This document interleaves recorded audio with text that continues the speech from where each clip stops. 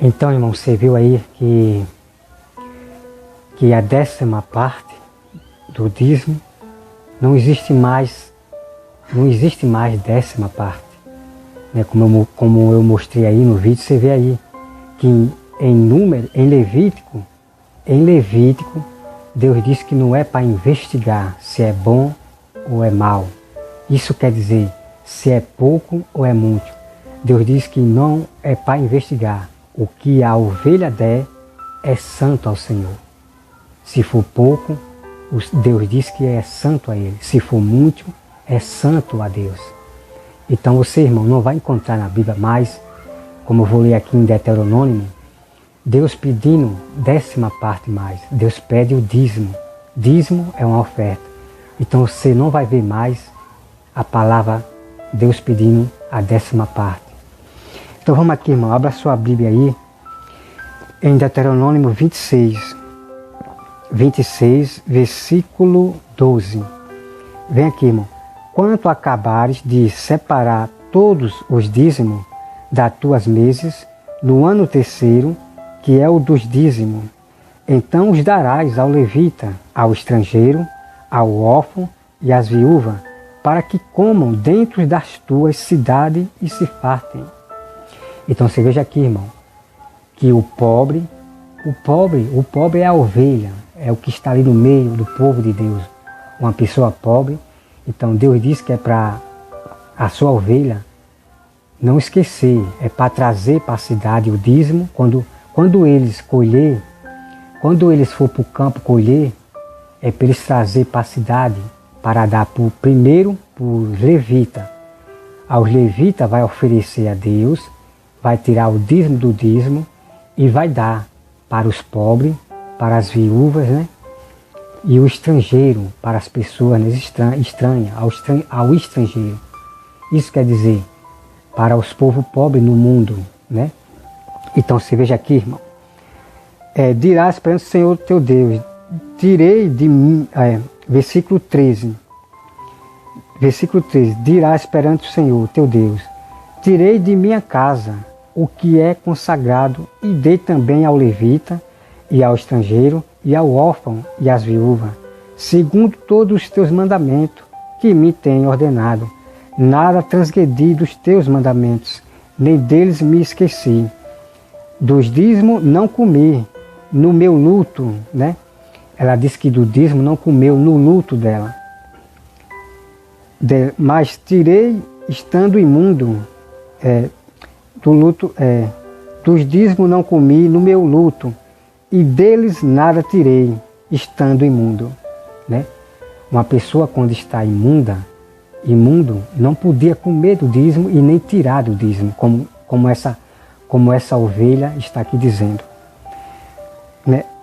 Estando imundo, nem deles dei para a casa de algum morto.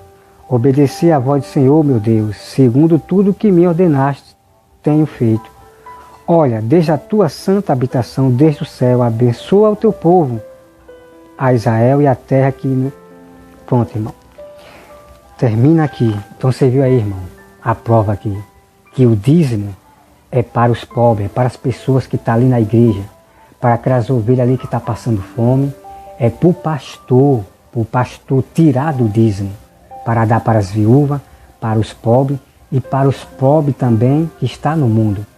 A prova está aqui, irmão, que o dízimo não é para o pastor, só para o pastor. Então você veja aí, irmão, que os próprios líderes, os próprios pastores enganam vocês. Os pastores da teologia, os gananciosos. Então a prova está aqui, irmão, que o dízimo é para todos. E não esqueça, irmão, do Novo Testamento. Paulo vai falar sobre o dízimo, relembrar o Velho Testamento sobre o dízimo, a oferta, né? Oferta, que dízimo significa uma oferta ao Senhor. Então vamos aqui, irmão, vamos agora, irmão, vá para 2 Reis, 2 Reis 12. Olha só, irmão. No ano 7º de Jeú, começou Joás a reinar, e 40 anos reinou em Jerusalém.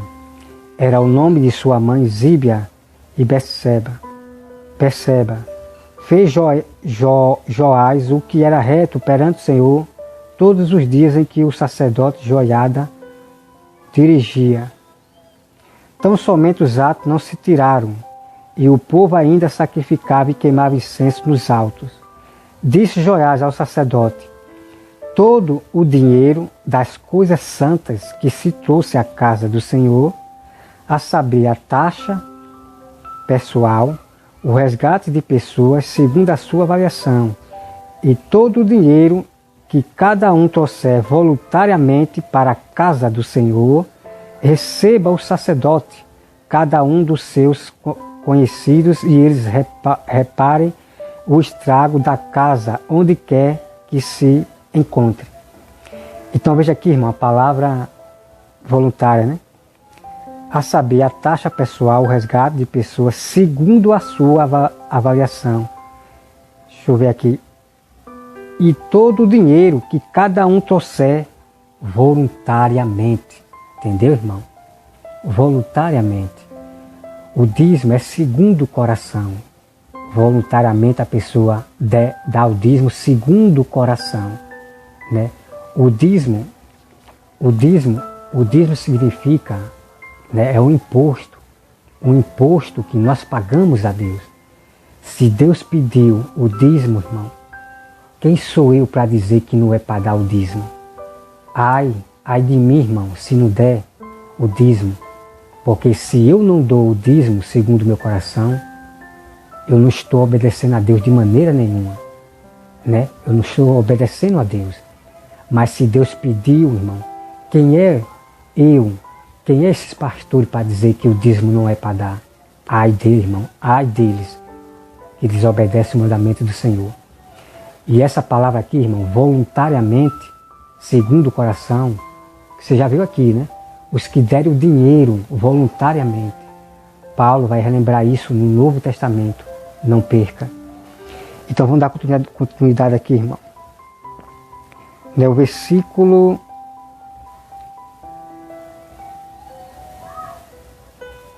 E veja aqui, irmão, que aqui era para fazer reparo, né? O dízimo, as ofertas, era para fazer reparo à casa de Deus.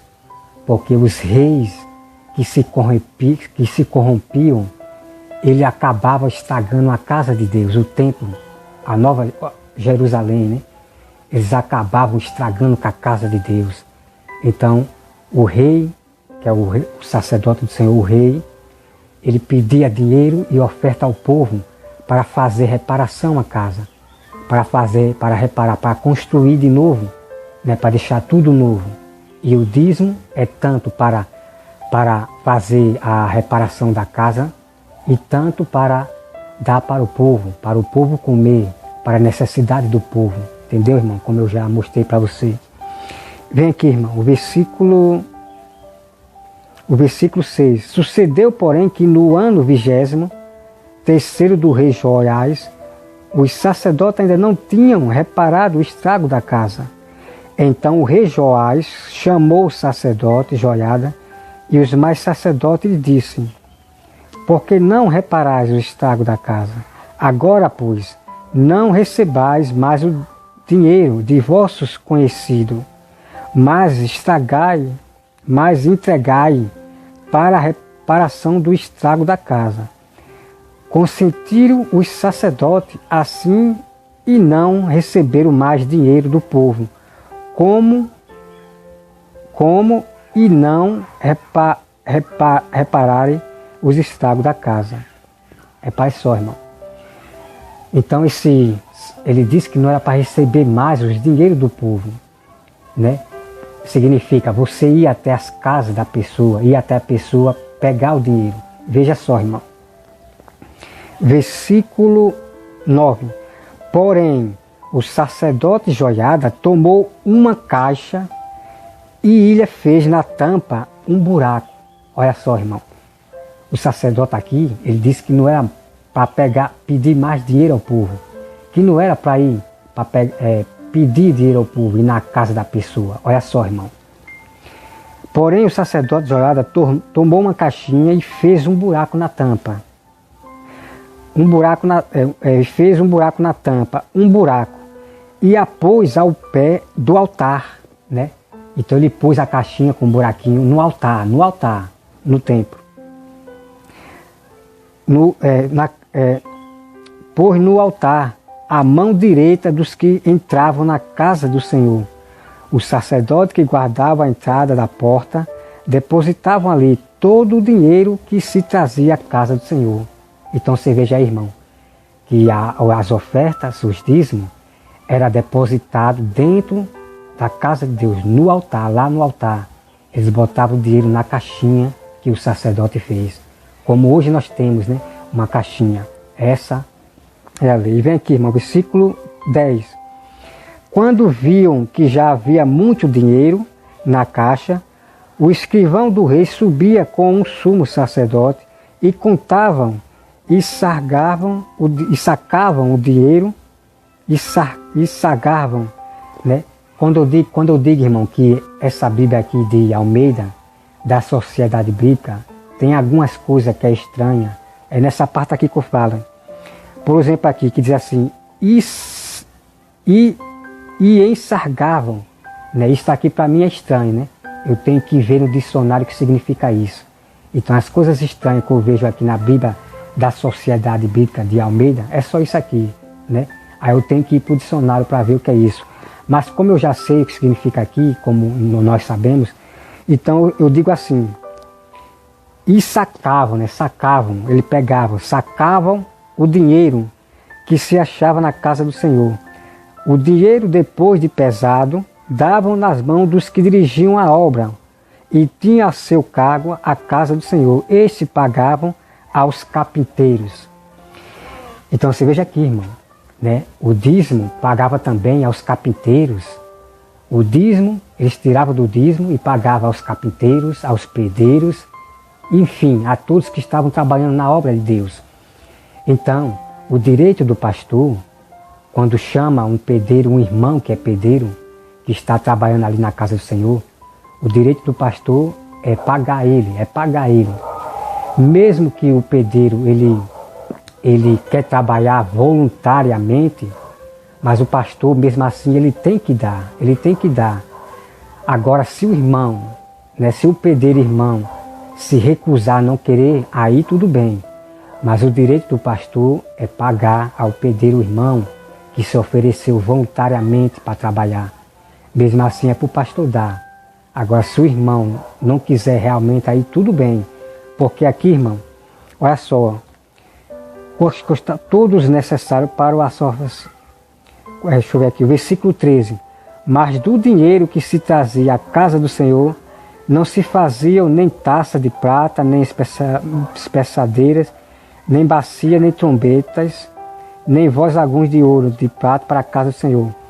Porque davam aos que dirigiam a obra, reparavam com ele a casa do Senhor. Também não podiam contas aos homens em cujas mãos entregavam aquele dinheiro, para o dar ao que faziam a obra, porque procediam com fidelidade. Mas o dinheiro de oferta pela culpa e o dinheiro de oferta pelo pecado não se traziam à casa do Senhor, eram para os sacerdotes, né?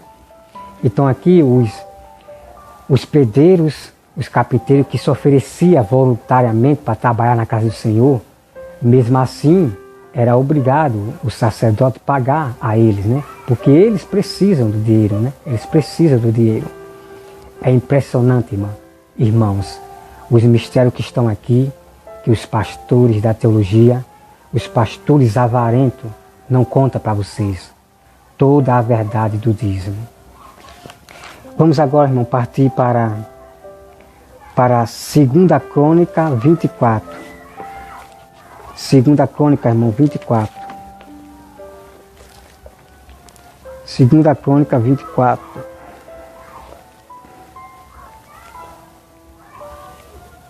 Segunda Crônica 24, vamos partir e ver aqui. 2 Crônica 24, irmão. Vamos para o versículo 3. Tomou-lhe a joiada 2 mulheres e gerou filhos e filhas. O 4. Depois disso, resolveu Joiás restaurar a casa do Senhor. Aqui nós já estamos em Crônica, a segunda Crônica, 24. O versículo 5, irmão. Reuniu o sacerdote e os levitas e lhe disse: sai pela cidade de Judá e levantai dinheiro de todo Israel para reparar a casa do vosso Deus de ano em ano, E vós apresentai-vos nisto, porém os levitas não se os levitas não se apressaram. Mandou o rei chamar Joiada, chefe, e perguntou: por que não requereste dos levitas que trouxesse de Judá e de Jerusalém o imposto que Moisés, servo do Senhor, pôs sobre a congregação? Olha aqui, irmão, algo interessante que vai ser revelado para vocês. O dízimo significa um imposto que nós pagamos a Deus. Por isso que Jesus diz para aqueles homens espíritas, Jesus diz, dá a César o que é de César e a Deus o que é de Deus. Então nós pagamos imposto para os governos e também nós pagamos imposto para Deus. Dízimo é o imposto que nós pagamos a Deus. Por quê? Porque, irmão, tudo aqui na terra não é nosso, é de Deus. Então Deus pede o imposto que é chamado dízimo. Dízimo é uma oferta ao Senhor. Então você veja aqui, irmão, que impressionante. Por isso que Jesus relembrou: dá a César o que é de César, que é imposto, e dá a Deus o que é de Deus, que é imposto, que é o dízimo. Então está aqui a resposta, irmão. Está aqui a resposta. Olha aqui o que o rei diz. Versículo 6. Versículo 6. Mandou o rei chamar Joiada, chefe, perguntou: por que não requerestes dos levitas que trouxesse de Judá e de Jerusalém o imposto que Moisés, servo do Senhor, pôs sobre a congregação de Israel para a tenda do testemunho? Porque perversa Atalia e seus filhos arruinaram a casa de Deus. Os reis arruinaram o templo do Senhor e tinha que se restaurar. E usaram todas as coisas sagradas da casa do Senhor no serviço dos Balim. Deu o rei ordem e fizeram um cofre e o puseram do lado de fora, à porta da casa do Senhor. Olha só, irmão. Fizeram aqui um cofre e puseram na porta do Senhor, no templo, na casa. Puseram na porta para que o povo depositasse ali na casa de Deus, na porta. Interessante, irmão. Publicou-se em Judá e em Jerusalém que trouxesse ao Senhor o imposto que Moisés, servo do Senhor, havia posto sobre Israel no deserto. Olha só, irmão. O imposto aqui são o dízimo, as ofertas. Esses são os impostos que nós damos para Deus, para a necessidade da casa de Deus, para o pastor, que é o sacerdote, e para os pobres, para as ovelhas, para a casa de Deus. Porque a casa de Deus somos nós. A casa de Deus é o pastor e a casa de Deus é todos aqueles que estão ali na igreja. O dízimo e as ofertas é para a casa, é para todos nós. É impressionante, irmão. E vem aqui no versículo 10. Então todos os príncipes e todo o povo se alegraram e trouxeram o imposto e lançaram no cofre até acabar a obra. Quanto ao cofre, era levado por intermédio do levita a uma comissão real, vendo-se que havia muito dinheiro. Vinha o escrivão do rei e comissário do sumo sacerdote, esvaziavam-no, tomavam-no e levavam de novo ao seu lugar. Assim faziam dia após dia e ajuntaram o dinheiro em abundância, o qual o rei Joiada davam aos que dirigiam a obra e tinham seu cargo a casa do Senhor. Contrataram o pedreiro, carpinteiro, para a restauração da casa do Senhor, como também os que trabalhavam em ferro, em bronze, para reparar a casa do Senhor. Os que tinham encargo da obra trabalhavam e reparavam, tinham bom êxito com eles, restauraram a casa de Deus no seu próprio estado e consolidaram. Tendo ele acabado a obra, trouxeram ao rei Joiada o resto do dinheiro de que fizeram o tecido para a casa do Senhor, objetos para o ministério e para o holocausto, taças, o tal. Então está aqui, irmão. Prova tremenda, irmão. Então eles fizeram um cofre, botaram na porta, na casa, no templo, ali na porta, para que o povo que viesse trouxesse o imposto, que é o dízimo da oferta, para restaurar a casa de Deus. E também para pagar aos pedreiros, aos carpinteiros, aos ferreiros, e também para dar para os pobres e as viúvas comerem. É impressionante, irmão. Os mistérios que os pastores não revelam para vocês. Tem mais, mano, tem mais coisas, provas. Vamos agora para 2 Crônica 34, 9. 2 Crônica 34, 9, irmão. 34, 9. Vem aqui, irmão, e diz: foram Elquias, sumo sacerdote, e entregaram o dinheiro que se tinha trazido à casa de Deus, e que o levita guardava da porta. Tinha juntado o dinheiro provido das mãos de Manassés, de Efraim e de todo o resto de Israel, como também de todo Judá, Benjamim e dos habitantes de Jerusalém. Eles o entregaram aos que dirigiam a obra, e tinham ao seu cargo a casa do Senhor, para que passagem aquele dia faziam a obra trabalhadores na casa do Senhor, para reparar e restaurar a casa. Deram-no aos carpinteiros e aos edificadores, para comprar pedras lavadas e madeiras, para sunjuras, para servir de vigas. Né? Os homens, o versículo 12, os homens procederam fielmente na obra, e o suprimento deles eram tal.